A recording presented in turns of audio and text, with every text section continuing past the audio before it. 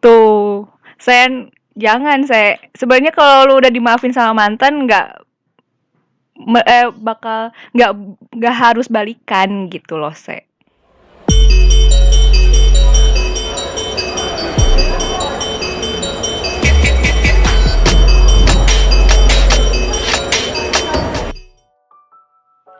Assalamualaikum warahmatullahi wabarakatuh. Ketemu lagi sama kolektif kolegial. Nah, masih sama saya Hilma Isfihani dan saya nih.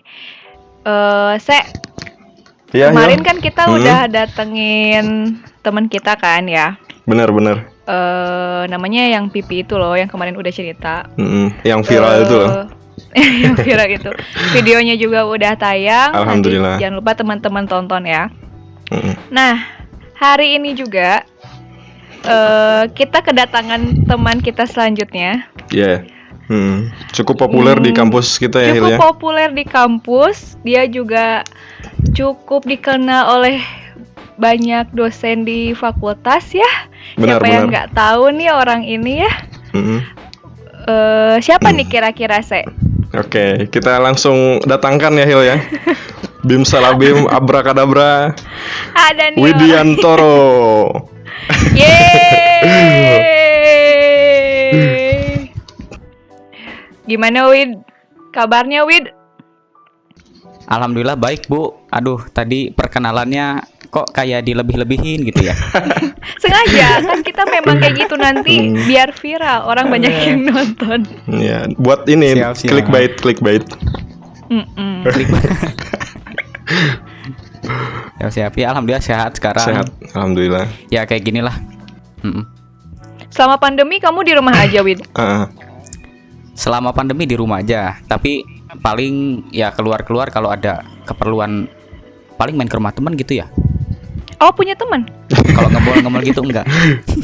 Anda kasar sekali ya, Anda lancang sekali. Enggak, Wid itu banyak loh temannya. Pakai masker tetap. Iya, harus. Jangan lupa pakai masker, terus jaga jarak ya. Iya, betul. Oh ya, Widi ini juga sekarang sedang menempuh pendidikan pasca sarjana ya, Bapak Widi ya. Iya, betul sekali Pak. Ada. Dari mana Pak? Oh iya, ini sudah rahasia umum. Stalking itu tuh stalking sebenarnya. Iya. Widi tuh punya secret admirer. Nah, ini salah satunya nih. Ada Widi Mania, mantap. Gila. Iya, di salah satu universitas terbaik di Indonesia ya, bahkan ya di Nusantara. Di Jogja ya, Widi ya. Boleh disebutin nggak sih ininya? Nggak apa-apa kali ya. Univnya? Universitas Gadjah Mada. Widih, keren banget ya. Ya, alhamdulillah ya saya bisa jadi bagian dari kampus ini. Pasti masuknya susah banget ya, Widih. Kalau dibilang ya perjuangannya lumayan ya. Lumayan ya. Dibanding waktu S1 ya menurut saya lebih susah waktu. Oh, jelas sih. Jangan dibandingkan dengan S1 Anda. Ya jelas dong, Wid. Lu masuk di S1 mana? Nih, S2 di mana? Kalau S2-nya Widi, ini kita nggak apa-apa nyebutin univnya. Kalau kita jangan disensor aja. Ambil pendidikan apa? Daya program studi psikologi juga ya. Ngambil programnya itu di Magister Psikologi Profesi. Bidangnya khususnya di bidang pendidikan. Jadi nanti bakal ada gelar MPSI psikolog gitu ya. Ya, betul sekali Pak. Keren banget. Mantap nih, gue punya teman psikolog guys. Oh iya, berarti nanti salah satunya yang bakal lulus, yang bakal punya gelar psikolog lebih cepat tuh Widi mungkin ya. Pecah telur lah istilahnya. Insya Allah. Bangga loh kita ya punya temen kayak Widi ini tuh. Oh jelas. Terus Widi tuh salah satu temen yang dikenal cukup bagus kalau lagi ngejelasin di presentasi. Makanya kenapa dihadirkan hari ini. Biar cukup memberikan informasi lah ya yang baik buat teman-teman. Benar. Jadi ya kita bakal ngulik perspektifnya Widi nih. Iya kan? Si Widi jangan deg-degan ya Wid. Kita nggak akan nanya yang aneh-aneh kok. Tenang aja. Santai aja. deg-degan kalau ketemu Hilma sama Sayante, Oh iya deh. Mau diapain? Harusnya kita ya saya yang deg-degan sama Lebih si ke Widi. kita sih sebenarnya. Takut nggak bisa ngimbangin masalahnya. Waduh, enggak juga lah. Iya. Oke. Gimana saya nih? Oh iya, kita kemarin nih ceritanya kan ngehubungin ya, Widi mau ngajak ini ya, diskusi ya istilahnya. Nah, tema yang Widi ajukan ke kita ini adalah mengenai forgiveness ya, Widi ya. Atau bahasa Inggrisnya, bahasa Indonesianya pemaafan. Itu bahasa Inggrisnya. Iya sih, kebalik. Nah, mungkin aku mau nanya dulu nih. Jangan aku lah ya, kagok nih aku. Saya aja ya. Saya mau nanya nih, Wid. Gue. Iya, gue. Kenapa sih memilih tema ini gitu untuk kita angkat nih hari ini? Gimana, Wid? Oke. Jadi kan kita ini masih berada di bulan Syawal saat ini ya.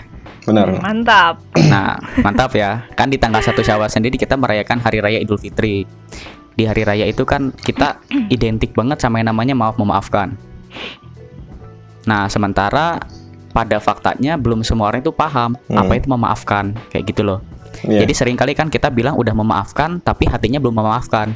Kalau kayak gitu kan kayak masih belum full lah, belum afdol gitu memaafkannya. Nah, jadi sekarang ingin sharing-sharing sih tentang pemaafan ini kayak gimana sebetulnya. Kayak gitu.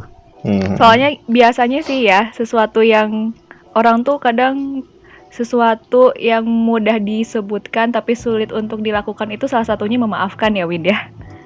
Nah, betul. itu Bu, Ah, betul gitu. sekali Bu. Gitu kan Pengalamannya, ya. Bu. Enggak sih, kadang gini, kan kadang kalau kita lagi jengkel, lagi ngerasa marah banget sama orang gitu kan ya.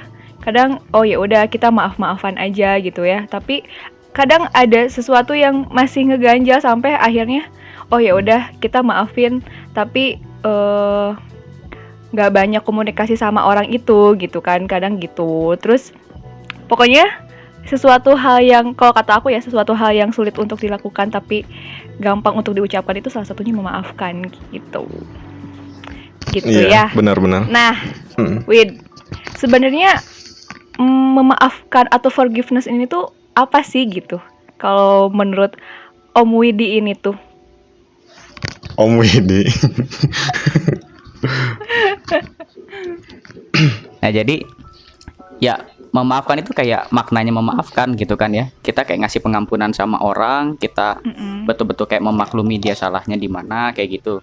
Nah, tapi itu aja belum cukup gitu loh. Itu belum cukup ternyata. Itu belum sampai ke tahap pemaafan. Jadi kalau udah sampai ke tahap pemaafan itu kita itu punya kesempatan buat membalas kesalahannya dia nih ceritanya. Tapi kita nggak ngebales gitu. Itu salah satu tolak ukurnya. Terus yang kedua, kita dibilang memaafkan itu kalau misalkan kita ini bisa berperilaku baik sama orang yang udah menyakiti kita, plus berperilaku baik sama diri kita sendiri. Kayak gitu. Berarti agak Ya, bukan pokoknya- ya? Ternyata proses pemaafan itu tuh sebegitu kompleksnya ya. Kadang kita tuh kan kalau maafan Iya. ya maafan aja gitu loh ya. Terus kadang kalau udah maaf-maafan bisa jadi nggak tegur sapa gitu. Terus masih kadang suka ngomongin hal kejelekan-kejelekan dia yang bisa bikin kita marah kayak gitu-gitu. Berarti forgiveness tuh atau pemaafan itu sebenarnya begitu kompleks ya, begitu nggak semudah yang kita bayangin ya gitu. Ya betul banget Il. Jadi tapi gini loh, kalau misalkan konteksnya ini anak-anak muda biasanya pacaran gitu ya. Kalau dalam konteksnya pacaran, kita tuh dibilang memaafkan itu nggak mesti kita balikan lagi gitu. Oke. Jadi nggak mesti sampai ke sana. Jadi nggak mesti kita itu masih bisa apa ya? Compassion itu kita kayak berbelas kasih sama diri sendiri dan juga sama orang yang udah nyakitin kita. Jadi ntar suatu saat dia minta tolong sama kita, suatu saat dia perlu bantuan kita masih bisa bantu, meskipun emang udah jarang komunikasi kayak gitu. Jadi kita nggak dituntut buat balikan lagi atau kayak semula gitu. Itu kita nggak dituntut kayak gitu. Itu bukan pemaafan. Tuh, saya sebenarnya kalau lu udah dimaafin sama mantan bakal nggak harus balikan gitu. Nggak harus ya, berarti Jangan kepedean gitu. Kalau iya. Iya. oh aku udah maafin kamu kok gitu, terus lu tiba-tiba ngajak balikan kan nggak lucu ya. Iya sih. Iya, saya sudah mempraktekkan hal yang salah selama ini. Boleh ya, asal jangan melakukan hal yang sama gitu. Kalau ngomongin memaafkan yang kayak tadi itu ya, yang tahu kita udah memaafkan atau belum ya diri kita sendiri sebetulnya. Nah, Oke. pokoknya ciri-cirinya kalau kita udah memaafkan itu pikiran kita bisa positif sama orang itu, sama orang yang udah menyakiti kita gitu kan. Terus kita punya perasaan yang positif sama diri kita sendiri, kita nggak ngerasain sedih lagi, kita nggak ngerasain marah lagi, kita nggak ngerasa kecewa lagi. Dan juga perilaku kita sama orang itu jadi baik gitu.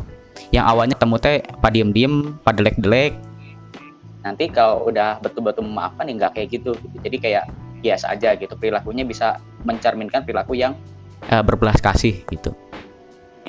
Tapi Wid, bisa nggak sih kalau kita tuh memaafkan tuh jadi gimana ya?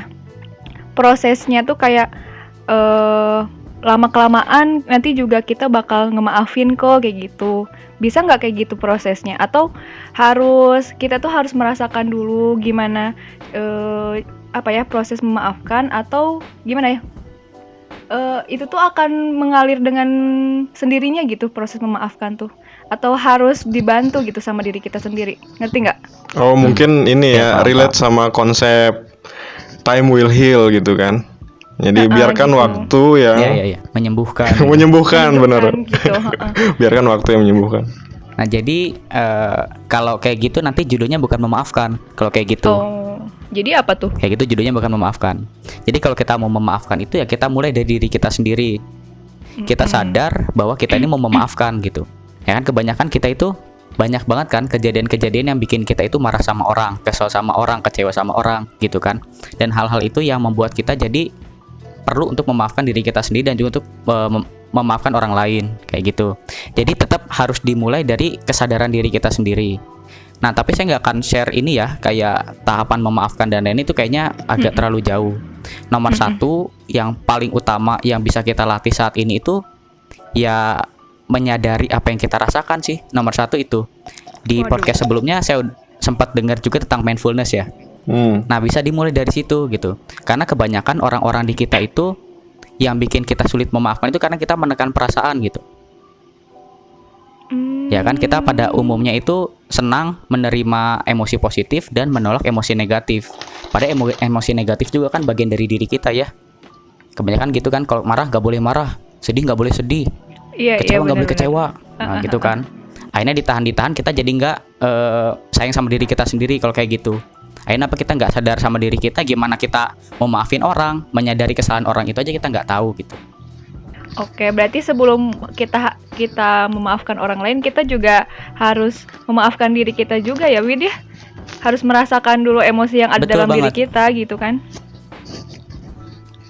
Oh ya, berarti konsep memaafkan yang ideal itu sebenarnya lebih ke memaafkan person yang kita hadapi, atau lebih kepada memaafkan internal diri kita sendiri gitu. Kan ada orang yang mungkin punya kasus bermasalah dengan seseorang, dia sudah mengaku memaafkan dengan cara melupakan sepenuhnya gitu kan. Nah, apakah memaafkan ini perlu juga dilupakan gitu? Maksudnya anggaplah semua itu tidak pernah terjadi gitu. Atau mungkin kita perlu mengingat hal itu, mengingat kenapa kita bisa sakit hati oleh seseorang, atau bagaimana gitu. Konsep yang idealnya sebenarnya seperti apa sih? Oke. Jadi kalau yang namanya memaafkan itu ya kita mulai dari diri kita sendiri dulu. Sebelum kita maafin orang lain, kita maafin diri kita sendiri. Kenapa? Karena sebetulnya yang bikin kita sakit hati lama itu ya diri kita sendiri gitu kan. Jadi kayak kejadiannya itu misalkan waktu kecil nih ya, kita pernah diejek sama teman-teman gitu. Nah, ejekan ini kan cuma kejadiannya sekali doang, tetapi kita bawa perasaan-perasaan marah itu sepanjang hidup kita gitu. Jadi sebetulnya yang bikin kita menderita itu diri kita sendiri, bukan teman-teman kita yang pernah ngejek kita itu gitu.